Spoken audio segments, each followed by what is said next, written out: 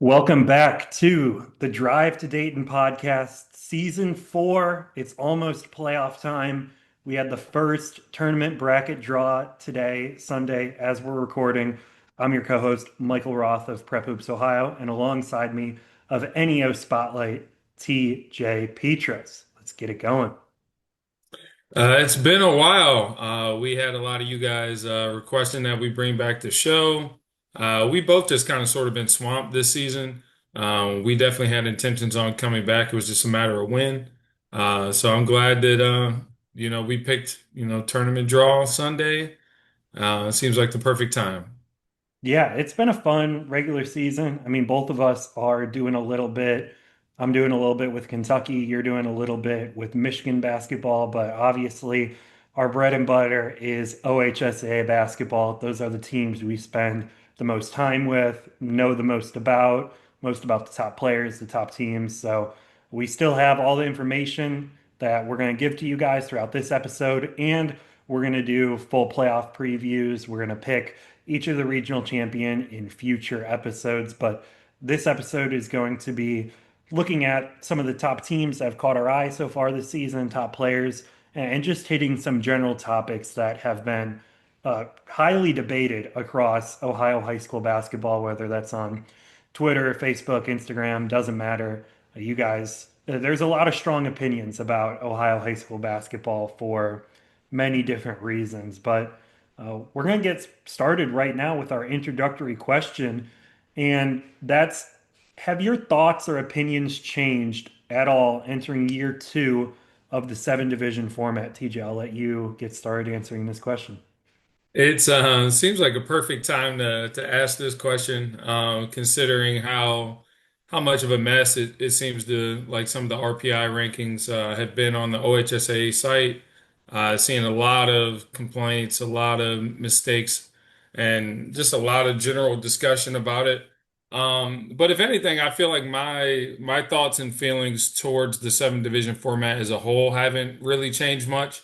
I think this year has sort of deepened some of the thoughts that I had last year.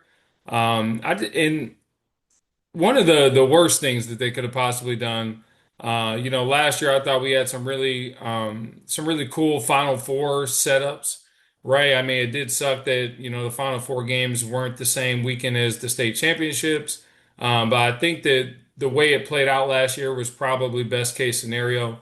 Highlighted by those games at Canton that I think everyone loved. Now, they heard some of the quarrels that people had about the setup, and they moved the Final Four and the state championship games all to the same weekend in Dayton.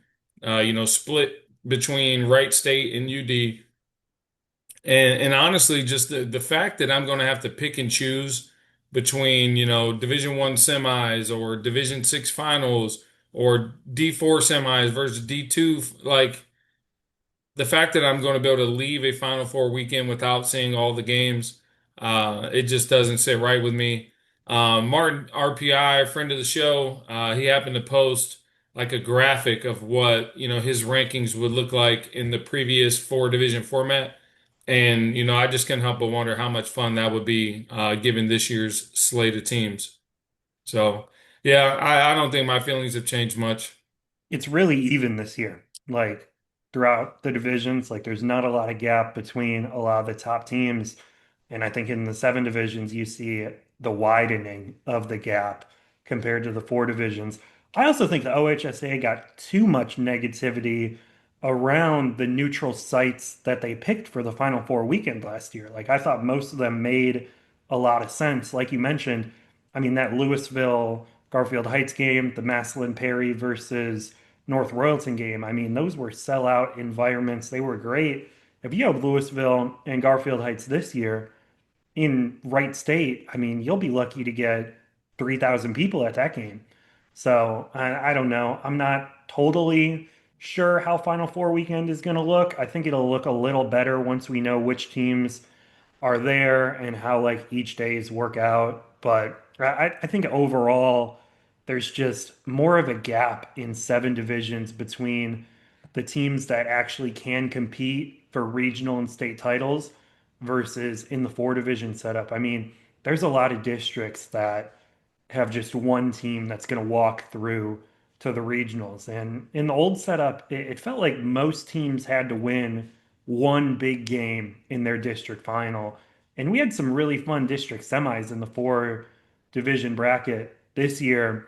There's hardly any districts where you go, yeah, there's three teams who can really win this district and go on to make a run. So, as always, we'll see. Obviously, the brackets are still getting played out, but you can just tell even before they officially select the teams what teams are going to mostly go where. But yeah, I mean, we'll see how it plays out. What we're going to have some fun games. We're going to have some pack gyms. We're going to have some memorable performances. The state tournament's always going to be an enjoyable time. Not sure if it'll be as enjoyable as, say, the 2023 or 2024 state tournaments were, but I still have high hopes for the state tournament delivering fun games, fun matchups, and fun environments. I agree. I just think the first few weeks of the tournament are going to be a little bit slower than what we've been accustomed to seeing. Where I feel like in years prior, especially like in Division One and Division Two, even some sectional final games, you would get some intriguing matchups. Now it feels like that kind of gets pushed back to district finals, where those district final games look like what the sectional final games used to look like. So I think it'll be just a bit of a slower start, but I think once we get into, the regional tournament, I think that's when things will start to really pick up. Like you said, I mean, we'll get into our state champion predictions later, but yeah, for some of these divisions, it honestly just feels like it's a 1 to 2 team race. So we'll talk about that, and I'll be curious to hear what some of the viewers think, whether they agree, disagree. Um, I think in but 20, we did want to get into some regular season awards. Just to kind of recap what we've seen. We haven't done any shows, obviously, prior to this one. So I figured this would be a pretty cool way to kind of get things going, talking about what games and players and teams that both Roth and I have seen so far this year. So starting off, this is a big one. Mr. Basketball predictions. We're each going to give our top three. So Roth, I want you to go ahead and give me your gold prediction. So this is the person that you feel is most deserving. yeah, we're doing it Winter Olympic styles, giving gold medal or gold, silver, and bronze medals to each of the categories. Figured that would be fun. A lot of people watching the Winter Olympics right now. My gold medal for the Mr. Basketball, who I think is going to win. It was tight, but I ended up going with Cam Elwer. Delphos St. John is undefeated. They played some of the top teams in their region, and Elwer is just an unbelievable shooter, well, one of the best shooters in the country. I mean, his efficiency numbers are absolutely unbelievable, and his toughness on the defensive end is incredible to watch. So he was my gold choice, but it was very close between another couple of players. TJ, who do you go with? Yeah, I think you hit the nail on the head. I think my gold and silver were really, really close, and I think it's going to reflect that when it comes time for the votes. Uh, we get that in what, March, right? Typically, like around It's right around usually the time of the state regionals. tournament. Yeah. Yeah, usually like regional final. I hate to agree with Roth here, but I also went with Cam Elwer as my gold medal pick. The Furman commit recently joined the 2,500 point club, just one of 13 players in the history of the OHSA to do that.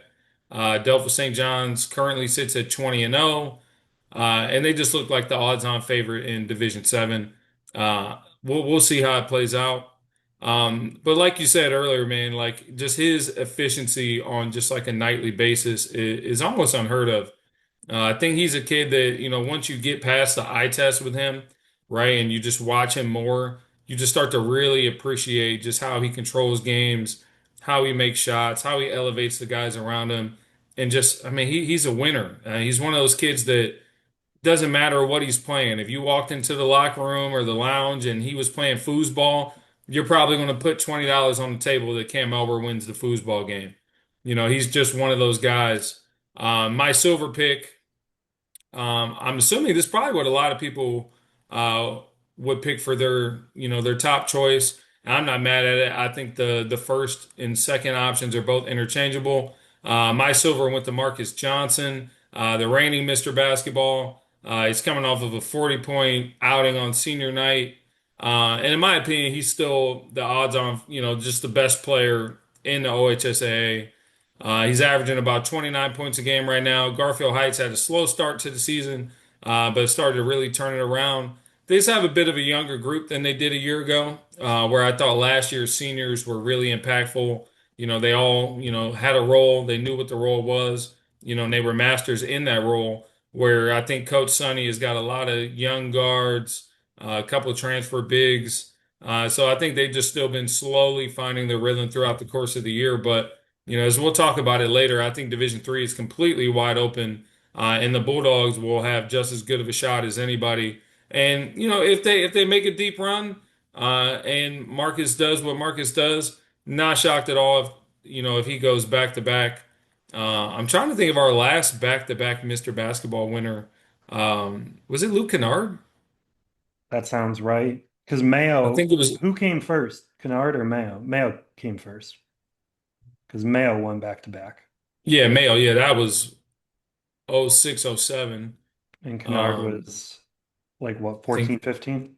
I believe so. So I think Kennard is our last back-to-back Mr. Basketball winner. So we'll see. But I think those are probably the top two, regardless how you slice it.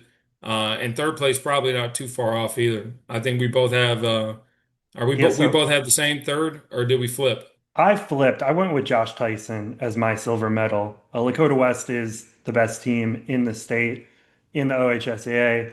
Josh Tyson has been unbelievable. He's filled it up in big games when Lakota West has needed it most. He's came in, delivered big time performances. He's an unbelievable defensive player, unbelievable athlete, improved as a shooter, and in just the brightest moments, Josh Tyson came up and was either the best player on the court or arguably the best player on the court every time.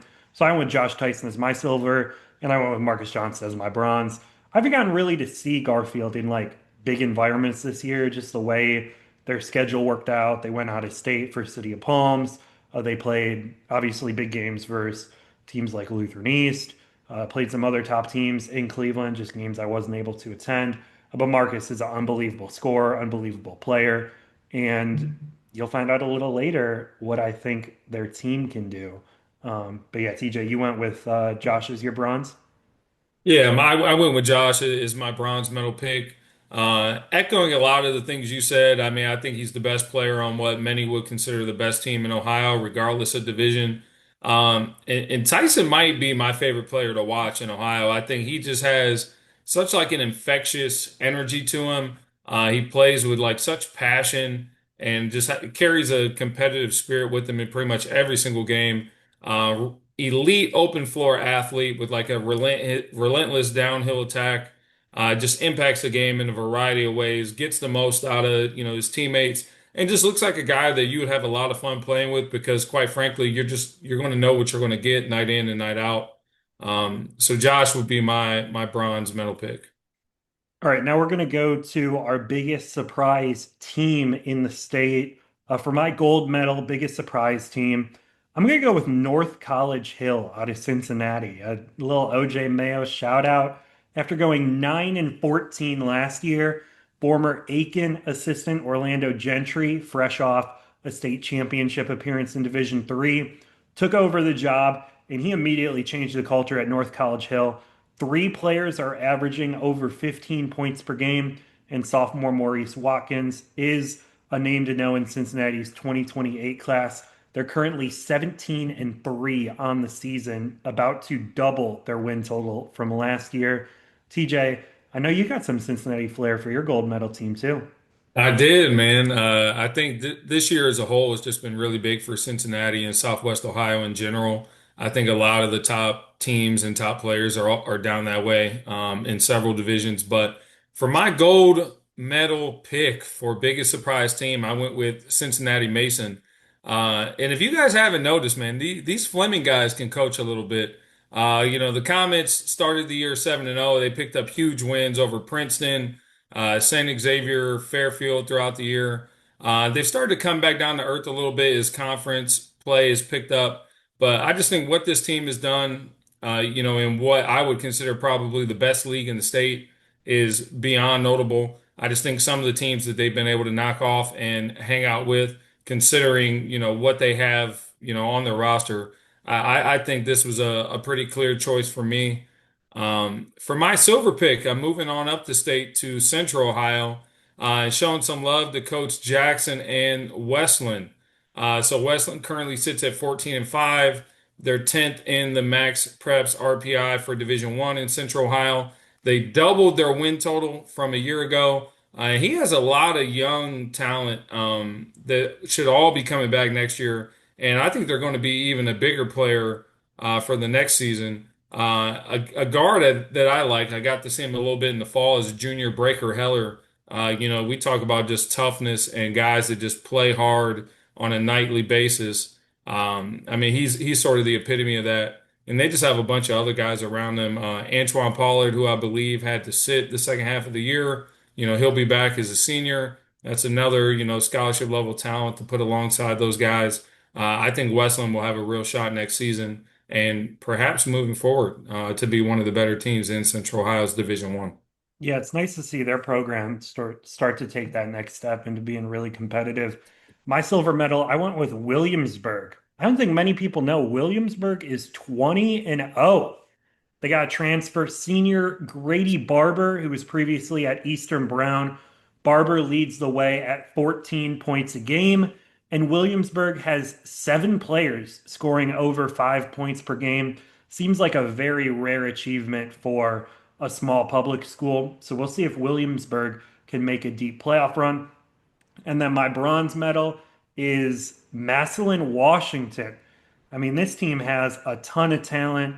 Football studs Geo Jackson Jr. and Braylon Gamble are key juniors for the Tigers. I mean, they have so much talent. They're bringing guards like Xavier Williams off the bench. I think Williams led all scorers in a huge rivalry win over Canton McKinley this weekend.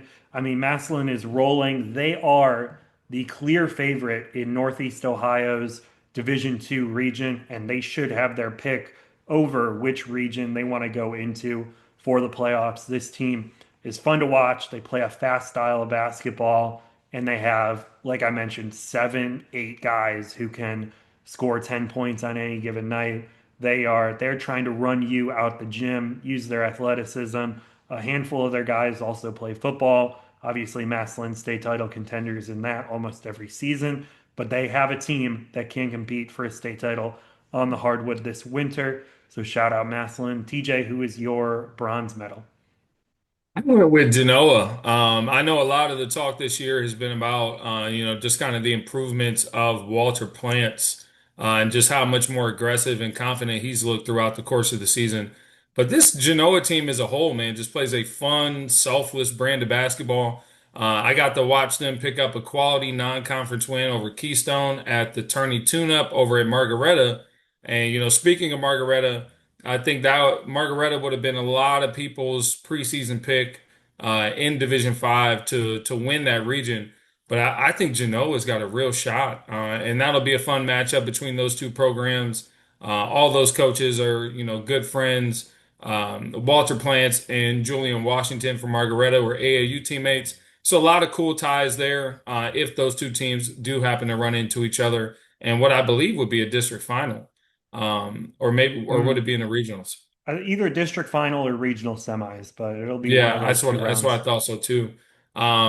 But yeah, it's kind of looks like the stage is being set for a potential matchup with those two teams. I think it would be a lot of fun and honestly a bit of a coin flip type of game. So Yep. I'll be curious to see how that plays out.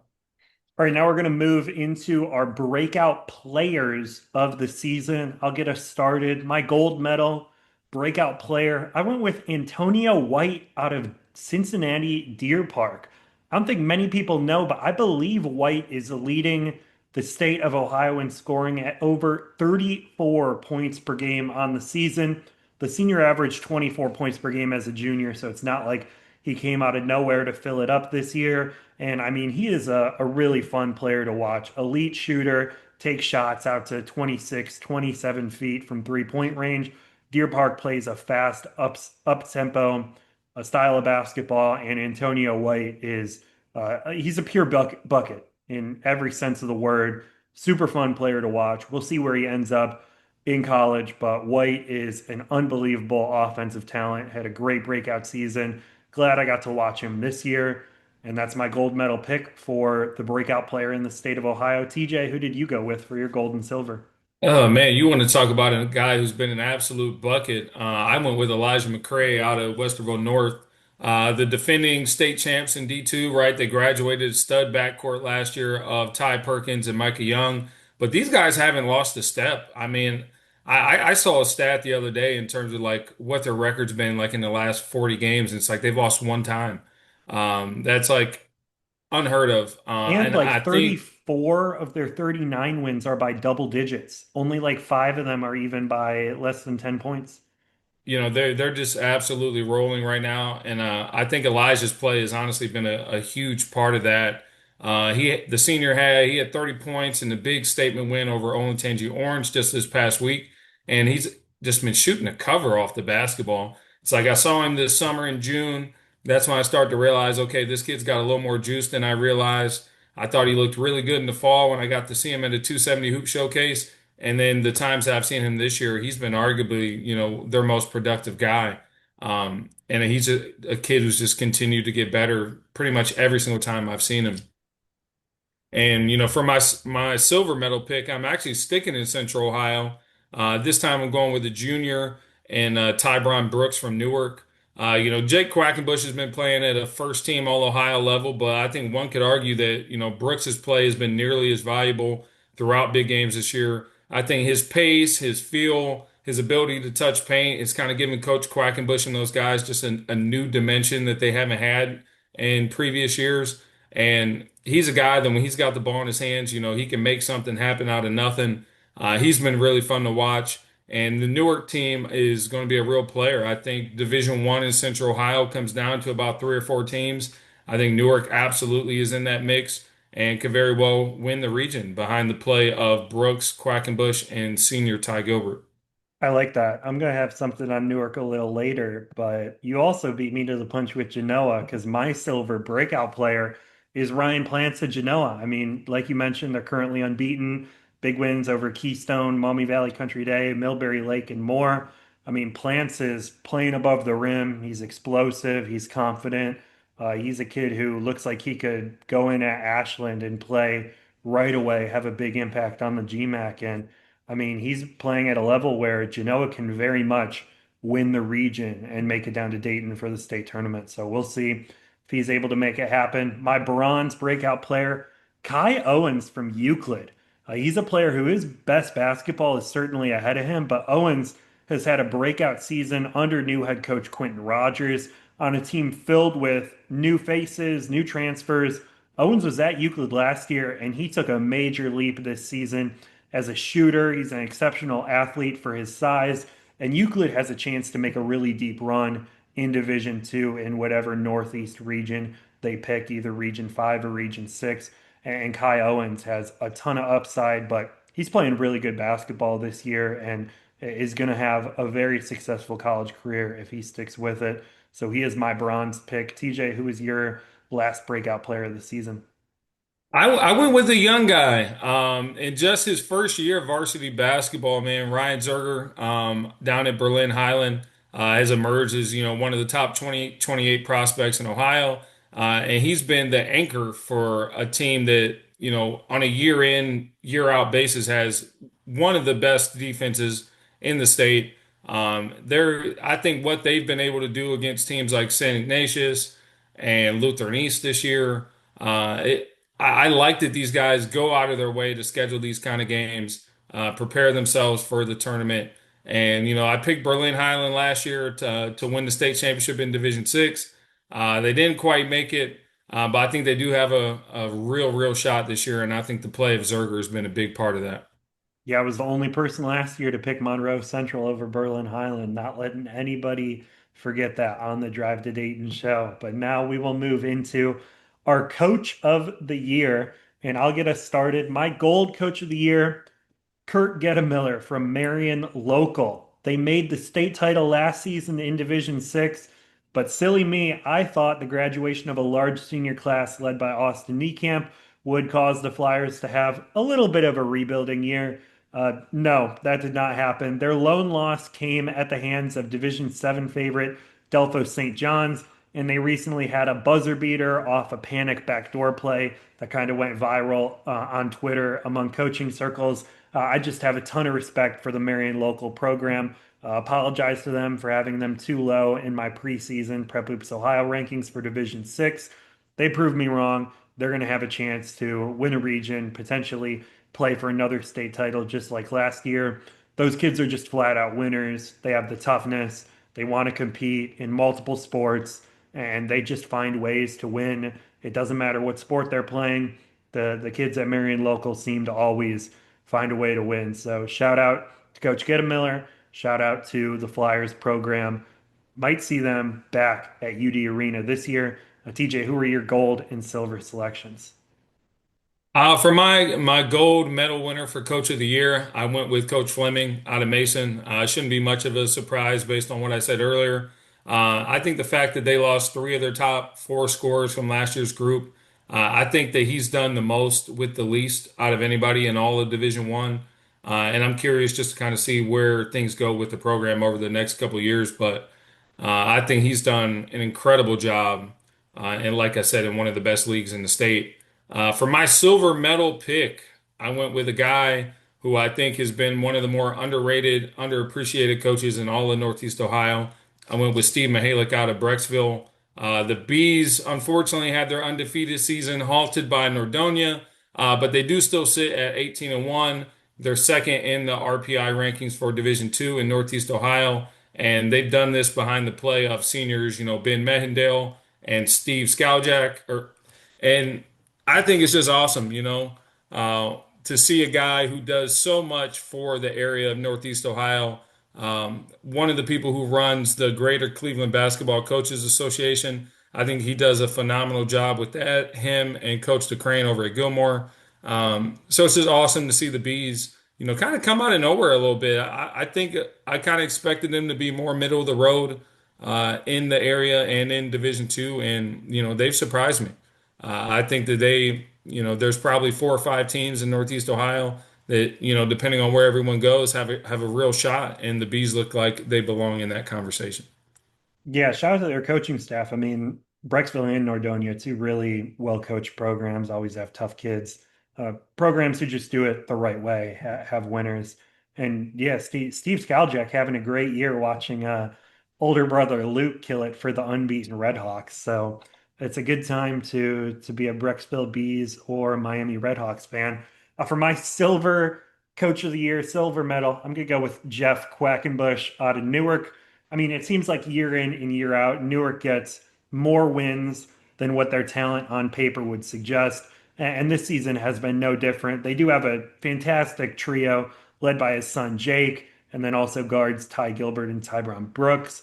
And the Wildcats are one of the top teams in Central Ohio this season. They're a regional title contender. They did take a tough loss in a rematch to Reynoldsburg on Friday, potentially going to split the conference with the Raiders. But those two teams, maybe we'll see them meet for a third time in the playoffs. That would be a lot of fun. I wasn't able to go to either of the regular season meetings, so I would love a chance to see that game for a third time at the Ohio Expo Center. So shout out Coach Quack. They're going to have a chance to make the Final Four. And then my bronze coach of the year, I went with Kelvin Moss out of Lakota West. I mean, everybody talks about the talent Lakota West has, and I mean, their players are unbelievable. They have talent up and down the roster, but the attention to detail that Lakota West has played with since June, it's as high as anybody in Ohio. I mean, they are executing offensive sets, their defense, they play hard. They're in the right positions. They help. It seems like anytime you dribble and turn your head against them, they're trying to steal it from behind. They're just so disciplined. While they do have an incredible amount of talent, this team, X's and O's wise, is exceptional. They beat the top team in Washington, D.C. by 17 points at a holiday tournament. Their one loss this year came to La Lumiere in a game they could have won at the buzzer in regulation and in overtime. So I just want to shout out to Coach Moss. and really the whole program. I mean, he has some good assistance with them as well. And this team has been playing state championship level basketball since the first event I saw them at June. I got to see them at I think four or five different events in June this year, and they have kept the ball rolling ever since then. Have had a fantastic season. They're the favorites in Division One, but it's going to be a long path for them to finish the job and win a state title. There's plenty of teams that can beat them, so we'll see if they're able to finish the job. It's funny you mentioned them and just how well they played this summer. I don't believe they lost a single game all summer long when I was talking to Coach Moss. Prior to the loss to Lalamere, I think the only game that they lost was a kind of like a foundation game against Lima Senior at the end of November when Josh Tyson was, out of town. He didn't play. So the fact that these guys have really only lost two contests since June is unbelievable. I think that just speaks a lot to the culture that Coach Moss has been able to build. And like you mentioned earlier, man, I think he does a phenomenal job, especially offensively, man. These guys run really good sets. He does a great job of putting these guys in positions where they can be successful. Gets a lot of action for Josh Tyson to get downhill, allows Curry, to work and operate off of movements, make shots, kind of be a bit of a connective piece for those guys. It they've been fun to watch. I think they deserve all the praise that they've been getting. My bronze pick and this was a team I talked about a little bit last year, but I definitely want to give them their love right now. And that's Alliance, the Aviators led by Coach Chet Harper. They sit atop the Division III RPI rankings in Northeast Ohio. Coach Chet has improved his win total in each of his 3 years at Alliance. And they have a real shot to win a region, to go far in the tournament this year. They've gotten wins over McKinley, Canfield, Youngstown, Cheney. They just beat West Branch last night in a rematch and avenged one of their only two losses on the season. And actually, in the process, won their conference championship while doing so. So the Aviators, man, shout out to Coach Chet. I think the play of senior guard J.R. Jackson, kid committed to Walsh. Juniors, they have a handful of juniors led by Sam Hayes. They're just a fun team that has a lot of length, athleticism, guys that can make shots. They want to play fast, and I think they're a team that's going to be, really enjoyable to watch as the tournament progresses. They're a team I definitely want to see in the playoffs. Hopefully, I can make it happen either in the regionals or maybe if they make it to Dayton. I'll move on to event of the year. I'll just rattle off my top three events really quickly. My gold medal, flying to the hoop.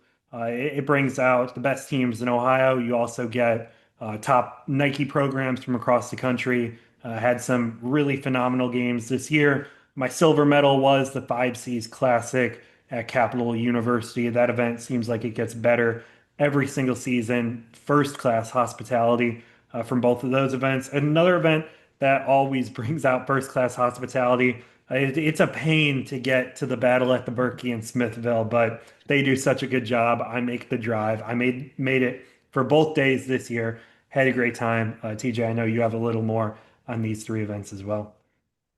Yeah, we had the same three, just a little bit of a different order. For my gold event of the year, I went with the Five Seas Classic. I think Coach Golson has continued to put together not only one of the best events in Central Ohio, but just Ohio as a whole.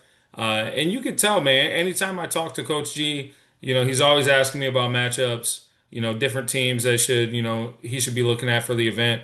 I think he puts a lot of time into creating quality and unique matchups. And it's nice to see teams and events where it's just all Ohio teams. I get to knock off a lot of teams off my list just by going to his event every year. My silver, I went with Battle of the Berkey. I think the Berkey has continued to get better with each season. It offers like a really cool blend of small schools on the first day, bigger schools on the second day. Coach Kaufman mixes in teams from Pennsylvania and Michigan throughout the different days as well. Who had studs? And yeah, absolutely. And it was headlined by my pick for game of the year, which we'll get into here shortly. And then lastly, my bronze was flying to the hoop. What else needs to be said about flying to the hoop? That hasn't been said for the last 23 years. I think games aside, I think it's like the basketball equivalent of a family reunion. It allows you to see a bunch of guys you only get to see once or twice a year. Just sitting there in the media section with Stovall and the all Ohio guys, and I get to see my guy Evan from Indiana, and it's just Morrow. like yeah, it's just like an assortment of guys that you don't get to see very often. And I think it's just as fun just to chat and catch up with everybody as it is to watch the games. Lets fans in Ohio get to see kids, some of the top players from all across the country, get to see how Ohio matches up with them, while also giving you some good Ohio versus Ohio matchups as well. Yeah, it puts into perspective because sometimes you get the Lakota West Lalu game and sometimes you get the St. Ignatius versus Wasatch game. So always interesting to see how the Ohio teams fare versus top prep schools. TJ, I'll let you talk about your gold, silver, and bronze game of the year real quick. Gold and silver were it was pretty neck and neck for me. I went with Lutheran East against Maysville for my gold medal pick. I thought the separator between that and the Lakota West La Lemire game was just the environment. I think that was such a fun game. And we were in the trenches, man. We were sitting there right in the middle of, the Maysville faithful. Gator Nichols' dad sitting right in front of us, fans, to our left, all across the gym. That was just a really fun game. We got to see Jordan Watson have a career night, go for 45 points in a big win over Lutheran East. That would be my pick for gold. And my silver pick, I think this is really the only other option that you could give, would be the Lakota West La Lemire game at Flying to the Hoop. Phenomenal game where Lakota West led for the majority of it. Ended up losing at the buzzer. Junior Devin Cleveland hit a corner three as time expired. Really great set by the guys over there. I thought Peyton Kemp did a great job of also executing, getting downhill, making that drift pass to the corner. Just a fun game from pretty much start to finish. And I think just the quality of basketball in that game is probably second to none. Like I said, the only separator for me between the two was just the overall environment and experience.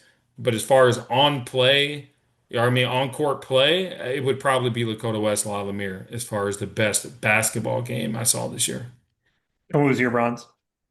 Oh yeah, for bronze, I went with McKinley Massillon, a game that I actually wasn't at, but I was able to watch some of it online. Sold out crowd over there in Massillon. Big rivalry game, that has obviously started off, on the gridiron and has made its way over to the basketball court. Massillon has actually won this game back-to-back years, and they were down by as many as 14. Used a big second half rally to come back and win. Like we talked about earlier, man, Massillon has a very, very legitimate shot, to make a deep run in Division Two, and we could very well see them in Dayton. Yeah, crazy football rivalry. Glad it has lived up to the hype on the hardwood. I went with gold Lakota West versus La Lumiere. I think that the separator for me is, I mean, you watch a lot of prep schools, and not all of them uh, run pretty offense or play hard, have the attention to detail. La Lumiere does. They do all those things. They're a very well run operation. So the fact that they met the top team in the OHSAA and played a banger game down to the final buzzer, that was so much fun for me. Silver, obviously, Maysville over Lutheran East. And then my bronze throwback opening weekend of the season at the Ohio Valley Hoops Classic. I went with Moeller against Kettering Alter, freshman Jaden Davis with a putback layup at the buzzer. It was also freshman William Piegler's first career game. He was a big time standout for Kettering Alter. He's going to be a name people are going to know across Ohio the next few years. Fantastic game, fantastic ending. The Ohio Valley Hoops Classic, honorable mention for my event of the year. And that will wrap up the Winter Olympics portion of the OHSAA season. We will now move on to, I think this is TJ's favorite segment, buy or sell. I am a big buy or sell guy. I will say that. Uh, And we made this one a tournament edition of buy or sell. And this was a question that, when we were, had our call trying to figure out what we talk about for the show. This was a topic that came up in Division One, and it is pretty interesting to think about. And I think it just speaks volumes of how good these two programs have been. But for our Division One question, we went with, will this be the first Final Four without Centerville or Cleveland St. Ignatius since the year 2019? Roth, you buying or you selling? I am buying. It's close. It's really close because I do think both of these teams are good enough to make the Final Four.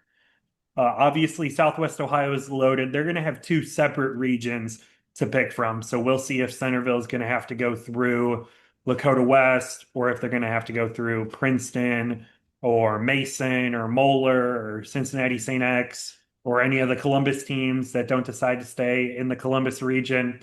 So that's going to be tough. And then the Northeast Ohio region, St. Ed's just got revenge on St. Ignatius. They're playing really good basketball this year. Camp McKinley's a very good team. Brunswick's a very good team. It's going to be tough for Ignatius to get out of that. So I ended up buying that this will be the first time without those two programs. And I mean, those have been the two best Division One programs in Ohio over the last 5 seasons. I would agree wholeheartedly with that. But unfortunately for both of those guys, I'm also buying. I think Centerville, regardless of how those two regions, the Southwest region and then the blended Central Southwest region, regardless of how those two shake up, I think it is going to be an absolute gauntlet, just to even get out of your district, let alone, win your region, make it to the Final Four. I think Centerville's got their hands full. I would give St. Ignatius a slightly better shot. I think they would inevitably probably have to run into St. Ed's. I think those two playing for a third time in a regional final game would That would would be be big time. that would be unbelievable. But then, like you mentioned, man, you got teams in the cut, like Brunswick, Kent, McKinley, and I think this could be a year where we see a sneaky good team in Division One as far as Northeast Ohio kind of make an unexpected run, start to play some of their best basketball late. Division One in Northeast Ohio just feels as wide open as it's been in quite a bit. So yeah, I'm not sure. I'm not sold on either one of those teams making it, but don't get me wrong. They both have the ability to be in Dayton come March. All right, we'll move to Division Two. And our Division Two question, will Division Two be the most fun Final Four in state title? Most fun games in Dayton? TJ, you buying or selling? I got paid on Friday, so baby, I'm buying. I think D2 is going to be a bunch of fun, man. I was just looking at all of the different rankings and how things could play out.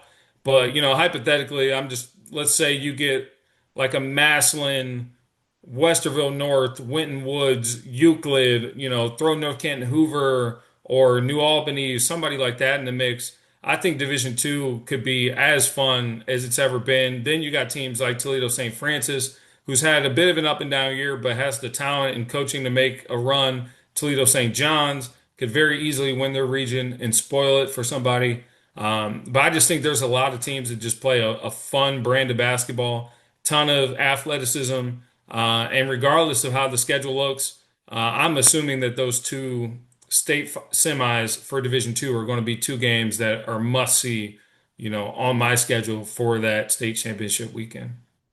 I'm gonna buy as well. I think if you get out of Region 5, either Massillon, Euclid, or Brecksville, that's gonna be a lot of fun. Region 6, you could get any one of those teams, or you could get Lima Senior, which would be a lot of fun. And then we're probably gonna get Westerville North. They're the prohibitive favorite in the central region. And depending on what Lima Senior does, you could get Winton Woods versus Toledo St. John in that regional final. Either one of those teams making it would be a tremendous game. Obviously, you mentioned a couple more teams like Toledo St. Francis, New Albany, Big Walnut. I mean, Division Two does have a lot of talent this year. It's way better than it was last year. Last year, it seemed like it was Westerville North in the field, the second Lima Senior lost. And this year, it's not that way. This year, there are probably 10 teams that can make a Final Four and 5 to 7 teams that can win the whole thing and cut the nets down in Dayton. Yeah, we talked a lot about that Massillon group, potentially being able to make a run. But let's not forget, man, those Vikings in North Canton Hoover, they knocked those guys off pretty early in the season on a buzzer-beating three. I think Hoover has one of the best coaches, not only in Northeast Ohio, but in the state of Ohio, and Coach Bluey. Um, and they play an absolute gauntlet of the Federal League, regardless of what the talent level looks like in that league. Just the sheer coaching, it's a grind to get through. So Division Two, I think, is as wide open as any other division that we're going to talk about. But speaking of a wide open division, we had some interesting conversations, Roth and I, when we were looking at Division Three. Is this the year a dark horse team, that we don't see, that we just don't see coming, not only makes the Final Four, but has a legitimate shot to cut down the nets? I'm actually going to sell. I know this Wow. is surprising. I feel pretty good that like out of a group of like 8 teams, two of them are going to be in the state title game. Those 8 teams are, let's just say, Garfield Heights, Alliance, Toledo Central Catholic, Bishop Hartley, Cincinnati LaSalle. I'm sure I'm forgetting like one or two more, but I'm pretty sure the state title game is going to be like two of those. So Lima Shawnee, um, but yeah, I feel like we're gonna get the usual suspects at the end, but I think you might get somebody really random in like the Elite Eight. But then I think their time's gonna come to an end, and I think we're gonna get a star-studded Division 3 title game. We'll see. We'll see if I'm right. If I'm wrong, and like Hamilton Baden, who's good enough to go on a run, makes a state title game, or Columbus DeSales or Steubenville, those would all be examples of teams who could kind of come out of nowhere and are good enough to make a run. Like I said, man, I just got paid. Haven't paid the bills yet. I'm buying. I was just scrolling through the teams in Division Three, and I'm not sure if there was a single team that I was confident that I would bet the bank on making it to the Final Four without a shadow of a doubt.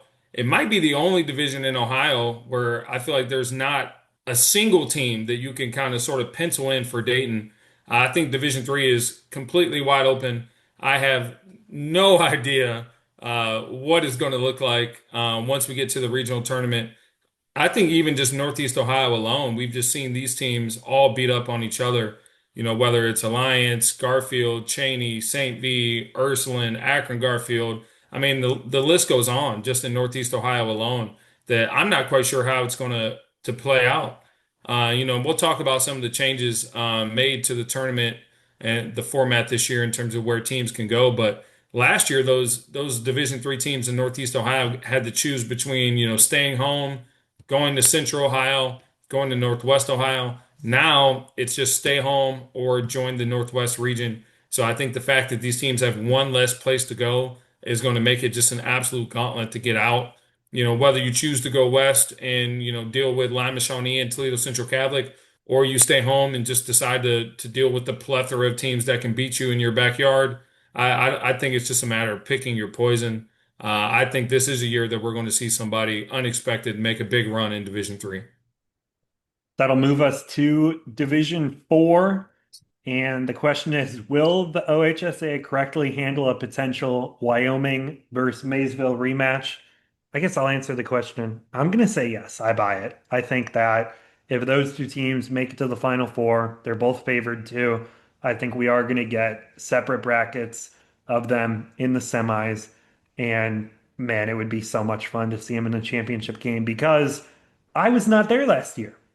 Our co-host TJ was, and I'm a little jealous of the fact that TJ was there and I was not. So I'm gonna buy it. I hope that those two teams get to meet. It would be a cool story if somebody upsets one of them, but I think that neutral basketball fans want to see the two best teams in Division 4 in all season. It's been Wyoming and Maysville. This is where my paycheck runs out, guys. I'm selling. Um, a- and I think it just more, I think it speaks more so towards how I feel about the OHSAA and how they've handled things in the past. Like, for example, I thought last year Garfield Heights and Louisville were the two best teams in Division Three. And I thought there were several avenues that could have been taken to avoid those two teams playing in the Final Four. I think that would have been an unbelievable state championship game. Um, very similarly to, Wyoming and Maysville last year, which was not only my game of the year last season, but honestly one of the best games I think I've ever seen. I really, really hope that this game does happen in the state championship. I think there's a good chance it will. I don't know. I just don't have faith in the OHSA correctly handling anything at this point, let alone a Division Four state championship game. We'll see. We shall see. We'll see if both of the teams even make it to Dayton because there's a Yeah, lot of basketball to play. There's a lot of land. absolutely. There's a lot of landmines in Southwest Division 4, and there's one sneaky landmine in Southeast Division 4 who only has one loss on the season. So we'll move on to Division 5. TJ, we talked to Summit Country Day assistant Corey Albertson last year on the show. Are they going to win Region 20 despite sitting around 500 all regular season now that they have senior Rhode Island commit Tim Martin back healthy?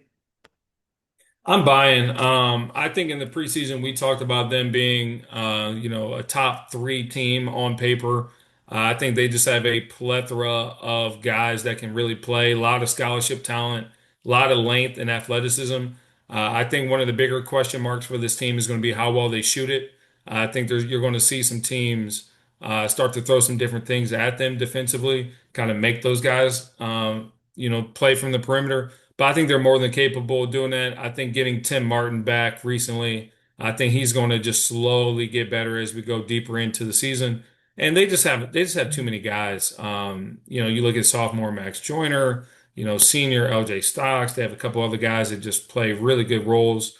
I think you've seen some pretty bright flashes from junior Dawson Tucker at times throughout the season, just with his ability to disrupt plays defensively, get downhill on the other end.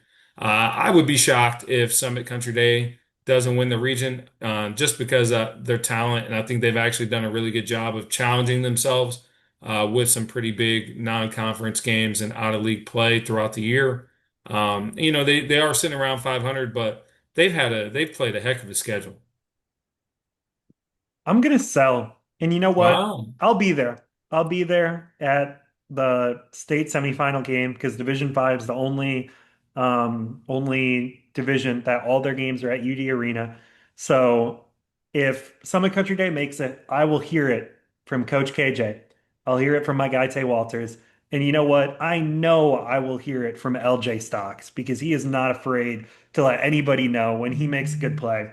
So honestly, I'm prepared for it. Okay. If you guys make it to the state semifinals, you guys deserve to laugh at me for predicting that you wouldn't. But I'm going to say you aren't. So prove me wrong. And I will be sitting there with a smile on my face watching you guys at UD Arena on Friday, March, whatever. But yeah, I am going to sell. I like North College Hill. I like Versailles. I think there's a couple landmines there. And I don't know. I feel like you don't go around. They played a tough schedule around five. They've tripped up like two or three more times than I would have wanted. But we'll see. They still have the talent to make a run, and obviously not rooting against friends of the program. We'll move on to Division 6. Now, this is I think this is my favorite question. Buy or sell, will any regional champion from last year make it back? The regional champions were Monroe Central, Marion Local, Kirtland, and Colonel Crawford. TJ, any of them making it back? I'm buying. I think there's a good chance that you see both Colonel Crawford and Marion Local back. Um, and just for I think Colonel Crawford was a team, man, that I honestly thought, had a real shot last year to win it. Um, so with that being said, those two teams, we talked a lot about Marion Local earlier in the show. I believe that one of, if not both of those teams make it back. You can throw in Monroe Central, who brings in, who returns two or three guys from last year's state championship group. So I'm going to buy. Wow. I'm selling. I'm selling. And you know what? I might be most scared of Kirtland. They might be the team that scares me Hmm. the most. I feel really good about Highland in the East District. The Northwest District has like six teams who can probably win it. So I'm fine picking anybody but Colonel Crawford, who might be the best. And I do really like Tri Village. I think they're going to get past Marion Local. So all I got to worry about is if Smithville or Andrews Osborne or somebody else gets by Kirtland. Kirtland recently beat my alma mater, Fairview, in an intense game. Um, but yeah, I'm gonna sell because I'm there's not one Interesting. team that I think I love this question though. I think we could see two, I think we could see one, and I think we could see zero of these teams back. It'll be interesting to watch play out. So I'm not sure if you've looked at the bracket yet. In Division 7, buy or sell, will there be three Northwest region teams in the Final Four? I actually haven't had a chance to look at the brackets as they've come out. I'll answer Uh, first. yeah, it looks like they've kind of slowly been starting to get updated. Looks like almost all of them for Division Three. Yeah, it looks like Southwest is like kind of the last to upload. So I mean, I guess we'll be able to really look at this. But Yeah, so yeah, I'm buying. interesting. Delphos left the Northwest region, St. John. So Delphos went to Region 28. They're going to be playing against the Southwest teams. So I think Delphos is going to win that region. Region 26 is all Northwest teams. So somebody from the Northwest is going to win. I assume Arlington is probably the favorite. And that leaves Region 25, which has and McDonald, Heartland Christian, and Fairport Harding, I believe, are the top teams. Yep, McDonald, Fairport Harding, and Heartland Christian. But I kind of feel like Tiffin Calvert's going to do it. So I'm going to buy. I'm going to say Tiffin Calvert wins Region 25. Delphi St. John wins Region 28. And obviously, Region 26 is all Northwest Ohio. So somebody, potentially Arlington, will win. So I'm by. You're going to I'm sell? selling. I You think like we get McDonald? two. I'm just taking the field. Yeah. In that region 25, I'm taking one of those other one of those three Northeast districts to figure it out. I think Delphos St. John's is a bit of a shoe-in. Obviously, you're going to get one from region 26 because it's all Northwest Ohio. I'm selling no. I think we get two teams. Absolutely would not be shocked if we got more than that. Division 7, quite frankly, though, might be the division that I'm kind of the least excited to watch play out. Don't tell that to Probably no. anybody who has a son who plays at a Division 7 school. They will. They are Yeah, feisty on Twitter, man. man, they are. A lot of parents and coaches in Division 7 who are happy about the seven division format, where I think just about everybody else, kind of sits where you and I do as far as that goes. But And yeah, last I year, think Rushi won by 25 points, and there's a chance this year the state title is won by 25 points. We shall see. we shall. Speaking of state titles, we're going to jump into our state championship predictions. I don't want us to spend too much time on these. I think these are all teams that we've talked about at some point throughout today's show. But starting in Division One, this shouldn't be much of a surprise. I'm going with Lakota West. I am really curious to see how those two regions play out, though, in terms of who stays put, who goes to the blended region, where which Central Ohio teams leave Central and jump in that blended region as well. I think matchups and can definitely get tricky. But if you're in Southwest Ohio, regardless of how it goes, you got your hands full, man. Just too many teams that are capable of beating you. But I just got confidence that this Lakota West team is going to figure it out. Where are you at, Ralph? I went with Lakota West too. Would you take Lakota West or the field? That's a great question. I think I'm going to lead in the field, but I think it's like 45-55, I would 45% probably, Lakota I West, would 55 probably, field. yeah, I would probably lean the field as well. Just because I mean, we have seen Lakota West have some really close games this year. Princeton That and despite Reynoldsburg. Yeah, despite going up really big on Princeton early, that game was pretty competitive once Princeton made that run. The Reynoldsburg game was the exact opposite, where Reynoldsburg jumped out on them, sort of punched them in the mouth, and they Didn't found take their the backs lead against the till like wall. 3 minutes left. Yeah, they found their backs against the wall and had to slowly fight back to get in that one. So I would slightly lean the field, but I think if you did have to pick a team, I think Lakota West would be the pretty obvious pick at this point. I'm going with Lima Senior in Division Two. Hopefully, Sean Foster's back to 100%. Noah Simpson, 41 points in a rivalry win over Lima Central Catholic last night. Um, I picked Lima Senior preseason last year. Westerville North got it done. I'm picking against Westerville North again. Maybe I'll be wrong again. We'll see. Obviously, Westerville North, great shot to win the title as well. TJ, are you going with them or are you going with somebody else? I'm going with the team that I picked to win it last year, and that's Westerville North. And they've shown zero signs of slowing down this year. If anything, I might be more confident this year than I was a year ago. I think Wow. this team has just been dominant. It's Yeah. like any big game they play is an absolute statement, and they force you to play their style of pace. They have good guards that are relentless. They pressure you. And it seems like every year they got some random guy who I'm not familiar with step up. The one senior this year, I think, has been Jacob, really. Jacob was a Medane. Mahende, Kid is a elite stud. defender.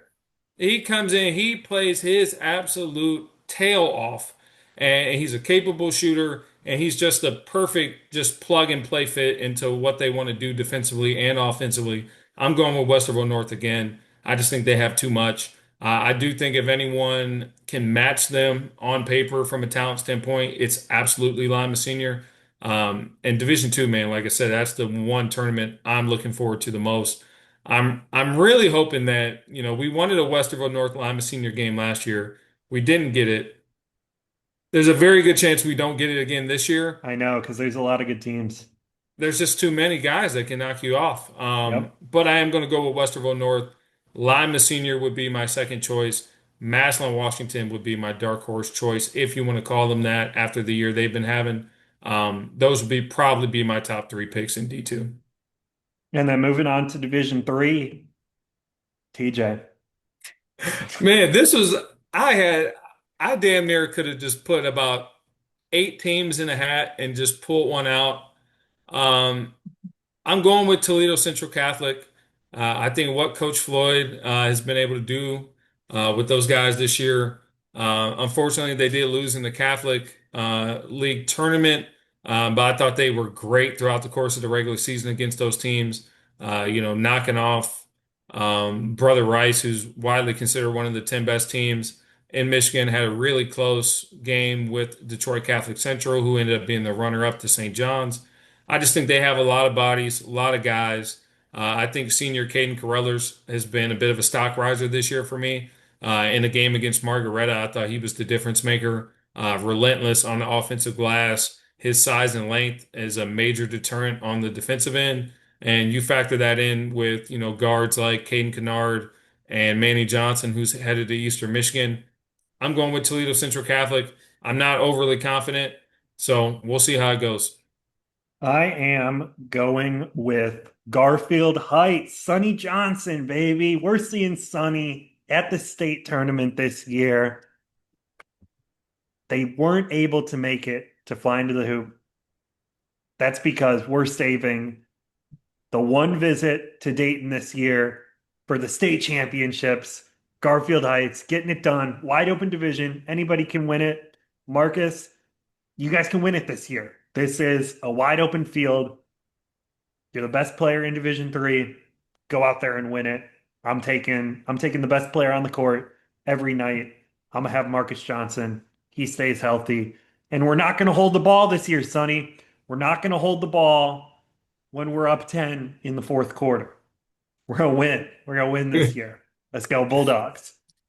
All right, I moving. think I think it would be a bit of a storybook ending, man, for Sonny to win one, Marcus' senior year, especially just kind of given the slow start they had to the year. Took some pretty bad L's down at City of Palms, but then came back and won some pretty good local games, lost to Lutheran East, and then sort of bounced back again. I think it would just be awesome to see those guys pull it off.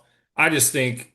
it's just I don't There's a know. lot of teams in Northeast Ohio. There's a lot to get It's through. just too many, Yep. regardless of where those guys go. Not everybody is going to be able to go to those Northwest districts. So because of that, I think it's just going to be a Well, we know fight to Sonny get isn't out. going to the Northwest District. We know what happened No, last time. nope, he absolutely isn't. Division four, honestly, even though there were really only two teams that I was looking at, obviously the two obvious choices here being Wyoming and Maysville. Um, I believe I might have picked Kettering Alter last year in the preseason. Then I made the switch to Wyoming You did. later when we started doing our shows. Um, I'm going to stick with Wyoming, man. I think as much as I want to say Maysville, shout out to Coach Brown over there, one of my favorite coaches in the state of Ohio, one of my favorite teams to watch in the state of Ohio. I think Wyoming, even though they've had a couple slip ups in the past few weeks, I think that they're going to be so up for that game if it happens. I'm going to go with Wyoming. I think a guy like Kellen Wiley can just be the absolute difference maker. I don't think there's anybody on Maysville that can keep that guy from touching paint. And Devin Evans, who we've seen have a really good senior season as well, he's shooting the crap out of the ball. Senior Carlisle Billingsley, who's going to join Wiley at Ashland, has been a major stock riser over the last couple of years. He continues to improve his body, improve his game, improve his confidence. I'm going to go with Wyoming. I think it's going to be an absolute hell of a game if it happens. I will be there regardless of how the schedule plays out. Um, I'm going with Wyoming, but God, it was tough. It was tough. I'm going with the Panthers. I'm a little worried about John Glenn in the Southeast region. The only loss this year is to Maysville for the Little Muskies, but man, that Southwest region gives me concern with Wyoming. There's a lot of really good teams in that. Kettering Alter, Cincinnati Taft, a couple more I'm forgetting, but yeah, it's going to be fun. I think that it's kind of funny that the Southwest and Southeast have the best teams in Division 4. Usually doesn't play out that way, where the Southeast has like multiple teams that can compete for a state title. So we'll see. It'll be fun. I'm going with Maysville as of right now. D5 shouldn't take more than 10 seconds. I'm picking Lutheran East. I'm going with Lutheran East as well. I think Coach Liggins and company will become the first team in OHSAA history to win four in a row. Um, and I honestly don't even know who's got a realistic chance of knocking them off. Um, Fairview. you could, yeah, I mean, you could see a rematch with a team like Columbus Academy. Maybe we see Afrocentric make it. Afrocentric. Summit. Maybe one of the Margareta Genoas make a run. But at the end of the day, I think it's Lutheran East, and I think there's a pretty significant gap there. Division six, I missed the boat last year, right? I'm confident I'm not going to miss it again. Give me Coach Schleybaugh. Give me Berlin Highland. I think the differences that they've made with their scheduling, going out of their way to play these teams in the non-conference, playing in these big events, playing on the road at Ignatius, playing Lutheran East, playing, out-of-state teams. I think they've just done a great job of diversifying their schedule, getting different looks. I think Berlin Highland wins it. But I'm not super confident though. I mean, I think Division Six there's a few teams that I could absolutely see cutting the nets down. I'm going with Tri-Village. They're unbeaten. Trace Adjuster, Division 6 Player of the Year last season. He is an exceptional high school player, elite shooter, elite scorer, was recently the all-time scorer at Tri-Village, broke that record, so congrats to him. They got a couple more regular season games to finish off an unbeaten regular season.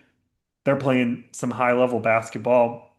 Have a handful of solid wins this season. So we'll see what happens. But I'm going with Tri Village.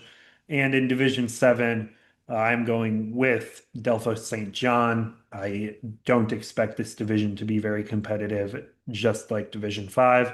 We'll see if anybody can give them a scare because they're not unbeatable. Like if you play a really good game, uh, you can beat these guys. It's just going to require an A plus effort from somebody in Division 7 to keep it close. I think you're going to have to see, a team play an absolutely perfect game to knock off either Lutheran East or Adelphia St. John's in D5 or D7. With that being said, I also went with Delphos St. John's. I think those are the two clearest choices that you can make as far as these predictions go. We're going to kind of cruise through the end of this. Couple changes. Me and Roth are going to kind of alternate on these a little bit. Some of the changes that you can see in the state tournament this year, as far as the way that the bracket is set up from last year in comparison to now. In Division One, that blended region of Columbus and Southwest Ohio, those games are now going to be played at the Ohio Expo Center in Columbus, which I kind of have some thoughts about. I think it's obviously it's a home game. If you get, I think regardless of how it goes, you're going to get a Columbus versus Southwest Ohio team in that regional final, or could it be Columbus versus Columbus?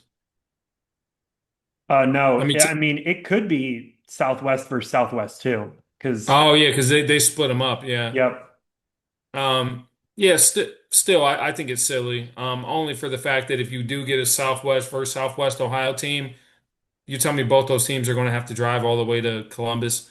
If you get a Columbus versus Southwest, one of those teams is at a clear disadvantage of where it's at. I think it would have made sense to do this somewhere like Vandalia Butler, Wittenberg. somewhere Wittenberg, Fairmont. I mean, Yeah, somewhere in the Dayton Fairmont would have been area, great. somewhere in the Dayton area, just kind of split the drive in half. But yeah, I'm not a huge fan of that change, but we'll see how it plays out. And In what's Division what's Two, oop, do you want me Yep, to you're go? good. Yep. Yep. Division two, the change is so the Northwest teams can now go east to the Northeast region at Worcester, which is Region 6. Last season, you had a central district go north, which was New Albany. This year, it's going to be a Northwest district, which will likely either be Lima Senior or Toledo St. John's will likely be the favorite in Region 6. So that's the difference in Division Two. In Division Three, we kind of hinted at it earlier, but Northeast Ohio teams do not have the choice to go to that Columbus East Southeast region. They can only pick between Northeast Ohio and then the blended Northeast Northwest region. Region 11 is now only Central, East, and Southeast teams now. So that is the one major difference in Division Three from last year to this year. Good news for Bishop Hartley and Bishop Watterson and Columbus DeSales. In Division Four, the big difference, Columbus goes from going to the east slash southeast region to now they're going to the southwest region, which means Region 15 is entirely east versus southeast. There's no central district teams in there. So you will get either an east or southeast district representative in the final four out of Region 15. The central teams will go to either Region 16 or, like last year, they went to Region 14. And Division Five, no like really big notable changes. The only change we were able to find is that the Region 18 final will be a Northwest versus Central team. Yeah, last year you ended up having Columbus Academy versus Bishop Reedy in the regional final. So they actually moved the game from Mansfield back down to Ohio Dominican. This year that won't happen because those teams are going to play in the semis and you'll get Columbus versus Northwest. In Division 6, only one central district. So Central District goes from having two districts in Division 6 to only one, which also allows the Southwest to expand from two districts to three. And in Division 7, there's only one Central District. Northwest now is in three of the four regions, like we talked about in our buy or sell. And only Region 27 does not include a Northwest district. So kind of similar to how Northeast was in Division 3 last year. You're starting to see some of that trickle down into some of the smaller divisions, with Northwest now having three different paths to make to the Final Four. And now we're going to move on to my favorite segment. It is the Alumni Spotlight segment. TJ, you can go with your Division One and small college player back to back. Sounds good to me. Going with it almost feels like a bit of a throwback name now, man. Big time. In this climate, I'm going with Logan Duncombe, the 2021 graduate of Moeller. after taking a year off in the 2023-24 season, started to really find his rhythm in the last month or so. He had a monstrous 38 point, 15 rebound game in a win against Presbyterian. And surprisingly, because he took that year off, Duncombe has still 1 year left to play. I'm assuming that, if he's a guy that, explores his opportunities in the transfer portal, is going to have a wide, wide range of options to pick from. And small college, man, this is a really cool story. So Craig Gilbert at Concord was my pick. Craig was a very, very under the radar guy in high school. I believe he had one or two NAIA offers. He had only one Division II offer, obviously it being Concord. He flirted with the idea of not even going to college to play basketball because he wanted to be an electrician, right? So he kind of, talked about going to trade school or going to UNOH and pursuing that. He ended up at Concord due to injury his freshman year. He kind of got thrown in the fire early, had a pretty solid year, but as a sophomore, man, this guy is really, really started to figure it out. I mean, at a legit 6'8" plus, I mean, he's got a great frame, really pops, when you watch on film as a vertical athlete. And surprisingly, man, he's shooting nearly 50% from three, while shooting nearly 6 attempts per game, averaging right around 18 points, 5 rebounds. Unfortunately for Craig, he did suffer, a broken bone in his ankle or his foot. He will miss the rest of the season for a Concord team. Has dealt with injuries all year long.